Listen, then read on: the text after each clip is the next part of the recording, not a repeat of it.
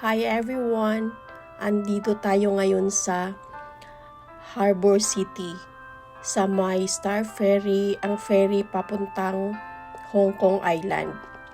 At ang place na ito talaga is pinupuntahan ng mga turista nang dahil sa light show at andito din malapit ang Avenue of Stars. Kaya tourist spots talaga ito lalo na sa gabi dahil sobrang ganda talaga at makikita mo yung view ng Hong Kong Island.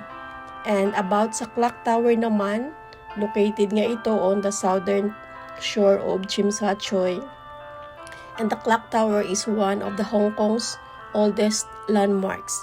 It was built ito on the site of the old Kowloon Station, which was part of the Kowloon Canton Railway. At ang sabi nga ng history, ang clocks have run ever since except during the Japanese occupation of the island during the World War II. Kaya sobrang old na talaga ito, kaya sobrang ganda din, will keep talaga nila. Kaya puntahan nyo dahil, lalo sa gabi dahil sobrang ganda talaga dito.